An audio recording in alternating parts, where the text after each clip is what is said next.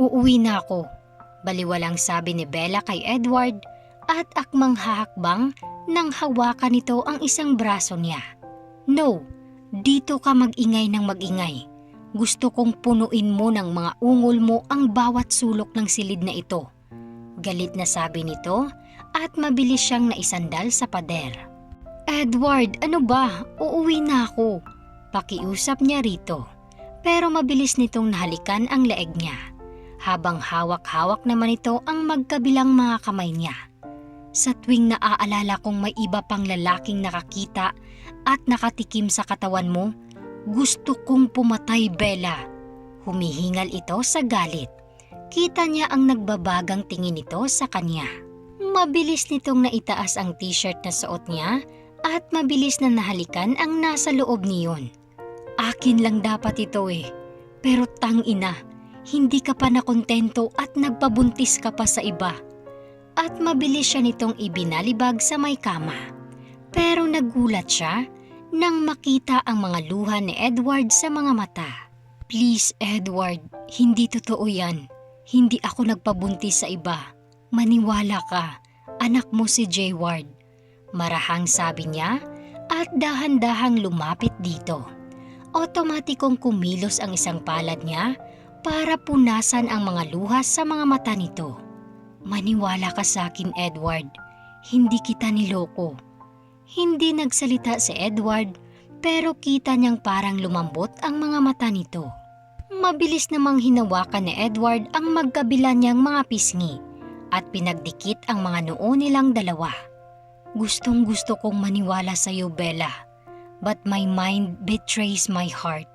Pero sige, bibigyan kita ng isang pagkakataon. Kailangan ko munang mapatunayan na anak ko nga si Jayward. Seryosong sabi nito. Kaagad naman siyang napangiti at napayakap dito. Salamat, Edward. Pero kapag napatunayan kong hindi ko siya anak at anak mo siya sa ibang lalaki, pagbabayaran mo ang lahat, Bella. Malalim ang boses na sabi nito na nagpawala sa mga ngiti niya sa labi. Bakit tila nakaramdam siya ng iba yung takot? Pero kaagad siyang napailing. Bakit naman siya matatakot? Isigurado naman siya na tanging si Edward lang ang lalaki sa buong buhay niya. Nasa ganoon silang posisyon nang biglang tumunog ang cellphone niya. Ang kapatid niya ang tumatawag. Ate, si Jayward, kanina pa umiiyak. Tapos nang salatin ko, mainit siya ate. Kinakabahang sabi nito. Kaagad naman siyang nataranta. Ano? Sige, pauwi na ako. At mabilis na pinatay ang tawag. What happened? Takang tanong ni Edward. Si Baby Jayward may lagnat. Tarantang sabi niya. Let's go. At mabilis na siyang hinila ni Edward palabas. Mabilis itong nagmaneho. Habang nagmamaneho naman ito, ay hindi niya mapigilang maiyak. Nagulat siya nang hawakan ni Edward ang mga kamay niya na nasa may kandungan niya. Just relax, nothing's gonna happen to him.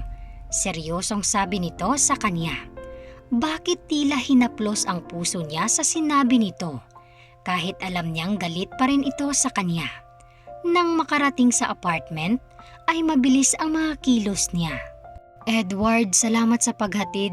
Pasensya ka na sa istorbo. At akmang lalabas na siya ng sasakyan nang hawakan nito ang isang braso niya. No, hintayin ko kayo. Hatid ko na kayo sa ospital. Seryosong sabi nito.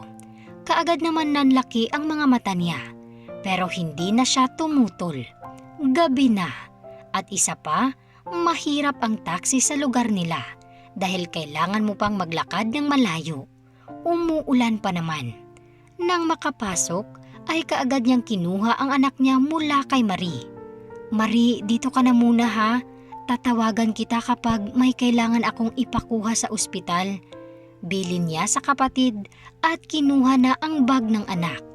Nang lumabas ay kita niyang nag-aabang si Edward habang may hawak na payong. Nang makita siya ay giniya sila nito papasok ng sasakyan. Nang ganap na makapasok ay tsaka niya sinalat ang anak. Mainit pa rin ito. Nang makapasok si Edward sa sasakyan ay mabilis itong nagmaneho. Pero kita niya ang palaging pagsulyap nito kay Jayward. Siya ba si Jayward? Bigla ay tanong nito. Kaagad naman siyang tumango. Oo, Edward, siya ang anak natin. Mabilis na sabi niya. Kita naman niya ang mahigpit na paghawak nito sa manibela ng sasakyan nito. Hindi niya alam kung ano ang mga iniisip nito sa mga oras na yun dahil hindi na ito muli pang nagsalita. Nang makarating sa ospital ay kaagad na inasikaso ang anak niya. Kailangan daw nitong makonfine para ma-check ng maayos. Halos umiyak siya nang makitang kinakabitan ng swero ang anak niya. Iyak kasi ito ng iyak. Parang hindi niya ito kayang makitang nahihirapan. He's gonna be okay. Bigla ay sabi ni Edward na hindi niya namalayang sumunod pala sa kanya. Nanlalaki naman ang mga mata niyang tinignan ito. Edward? At sinilip ang orasang pambisig. Mag-aalas 12 na ng gabi. Edward, umuwi ka na. Maraming salamat sa pagsama mo sa amin dito. Marahang ngiti niya rito. Hindi ito nagsalita pero mabilis na itong umalis. Ilang minuto lang ay nilipat na sa kwarto ang anak niya. Kaya nagtaka siya nang isang malaking kwarto ang pagdalhan sa anak niya. May sariling sala, kitchen at parang maliit na kwarto sa may gilid. Sa pagkakaalala niya ay maliit na kwarto lang ang kinuha niya para sa anak. Teka lang po, mali po yata itong kwarto na ito. Regular room lang po ang kinuha ko. Agaw pansin niya sa isang lalaki na nagtulak ng wheelchair nila ng anak. Baby Jayward Castillo po, hindi ba?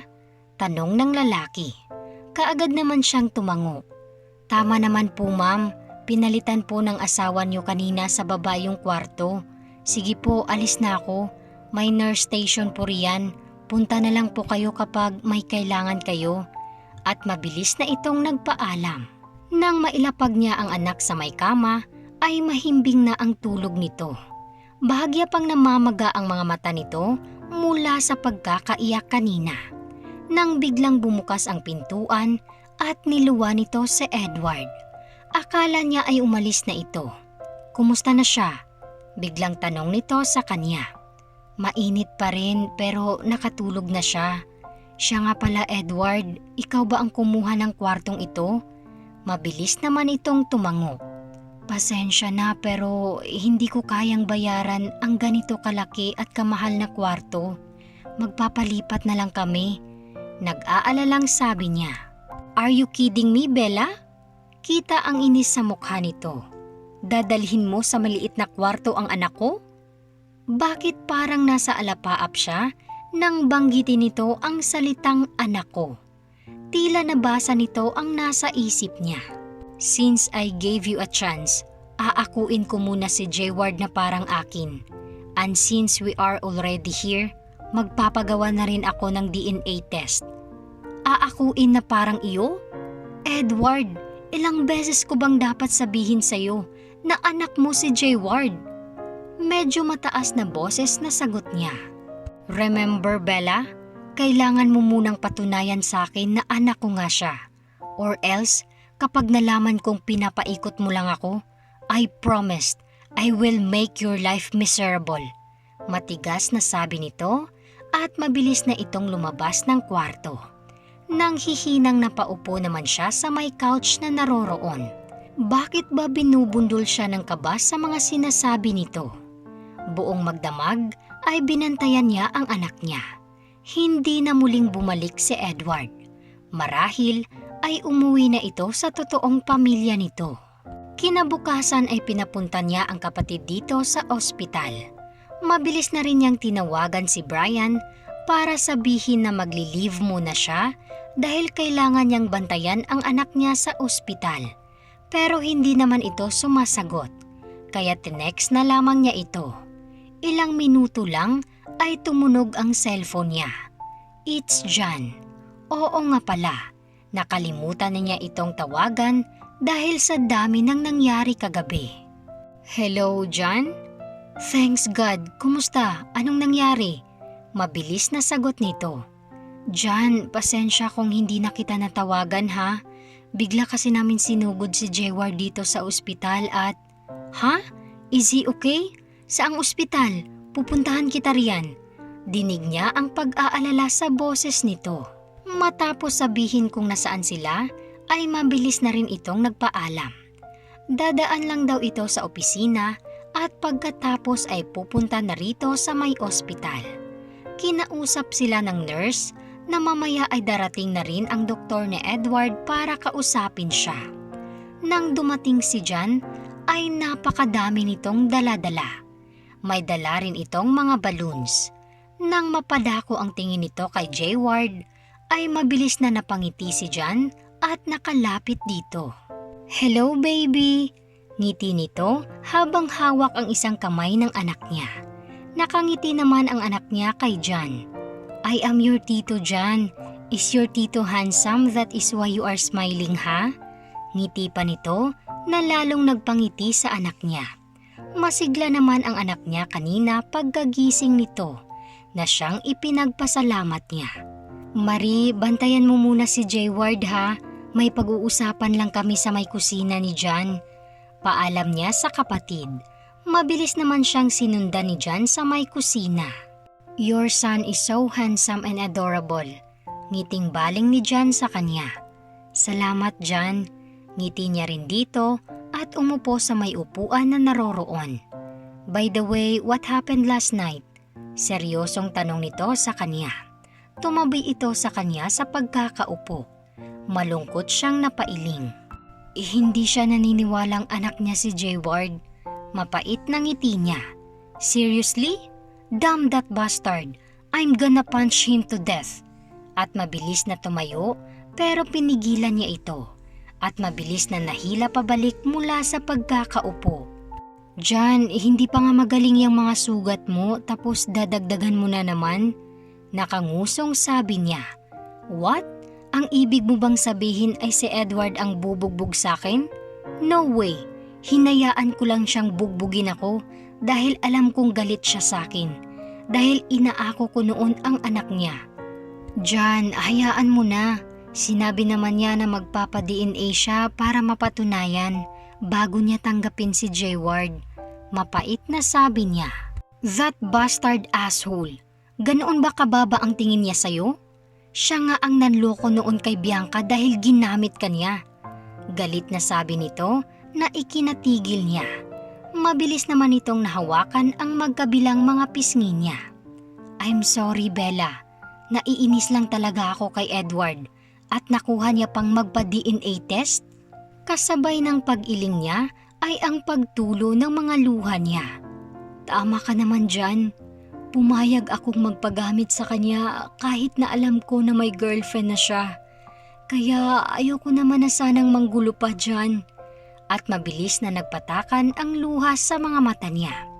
Mabilis naman siyang niyakap ni Jan. "Tahan na Bella. Magiging okay din ang lahat at lalabas din ang totoo." Nang biglang makarinig sila ng isang malakas na tikhim, mabilis naman silang naghiwalay ni Jan. "The doctor is here. Baka lang mas gusto mong marinig ang sasabihin niya kesa riyan sa pakikipaglandian mo." Madilim at matigas na sabi ni Edward na hindi nila namamalayang nandoon na pala. Mabilis naman siyang tumayo at lumabas ng kusina. "Hello Miss Castillo. I'm Doktora Vernal, a pediatrician." Ngiti sa kanya ng doktora nang makita siya nito. "According sa mga test, may viral infection po ang anak niyo. Ito po yung tinatawag na roseola, which is very common naman po sa edad ng anak niyo. Kailangan pa po niya magstay dito ng 2 to 3 days para mas lalo natin siyang mamonitor. And in regards po roon sa nire-request niyo na DNA, magpunta na lang po kayo sa ibaba for further information." Ngiti nito sa kanya. Marami pa itong pinaliwanag sa kanya. Tinanong niya kung delikado ba ito. At ang sabi naman nito ay hindi, na siya namang ipinagpasalamat niya. Matapos iyon ay umalis na rin ito. Nang mapabaling sa dalawa, ay kita niya ang masasamang tingin ng mga ito. "What the fuck are you doing here?" Malamig na tanong ni Edward kay Jan. I'm visiting my nephew. Seryosong sagot naman ni John. Nephew? How sure you are that he is your nephew? Ni hindi pa nga lumalabas yung DNA test. Sita naman dito ni Edward. Aba tarantado ka! At akmang susuntukin na nito si Edward nang mabilis siyang pumagitna sa mga ito. Tumigil na kayo! Nagpapahinga ang anak ko, pwede ba? Kung gusto niyong magpatayan, umalis kayo. Galit na sabi niya. You shouldn't be here. Duro ni Edward kay John. Kung may dapat na umalis dito, siya lang yun. O baka naman siya ang mas gusto mong manatili rito kasi siya talaga ang ama ng anak mo. Baling nasita sa kanya ni Edward. Mabilis naman niya itong nasampal. Lumabas ka na. Timping sabi niya rito. Kung ayaw mong akuin ang anak ko, pues ayaw ko na rin siyang ipagpilitan sa'yo. At tinulak ito palabas. You want me to leave? Okay, I will leave. Galit na sabi ni Edward at ito na mismo ang naglakad palabas. I'm sorry Bella, I'm gonna leave too. Bigla ay sabi ni John pero hindi na niya nagawang makasagot. Pagod na napaupo siya sa may couch na naroroon at napayuko. Mabuti na lamang at masarap ang tulog ng anak niya. Ate, siya ba yung papa ni Jayward? Bigla ay tanong ng kapatid niya na siyang nagpaangat ng ulo niya. Marahan siyang napatango. Hindi niya ba matanggap si Jayward, ate? Malungkot na tanong nito. Mapait naman siyang napatango. Pero nagulat siya nang bigla itong lumapit sa kanya at bigla siya nitong yakapin. Huwag kang mag-alala ate, nandito naman kami ni na mama. Mahal na mahal namin si Jayward. Sa puntong iyon ay mabilis na tumulo ang mga luha niya. Tama ito, sila ang tunay niyang pamilya. Dapat ay hindi na siya bumalik pa rito sa Maynila dahil maayos na ang buhay nila sa Palawan. Sapat na nakakaraos, doon na lamang siya maghahanap ng trabaho. Siguro naman ay maiintindihan siya ni Brian. Ano ang mas magandang gawin ni Bella? Bumalik na lang sa Palawan at mamuhay ng maayos kasama ang anak niyang si Jayward? O huwag sumuko kay Edward hanggang sa matanggap nito ang anak niya?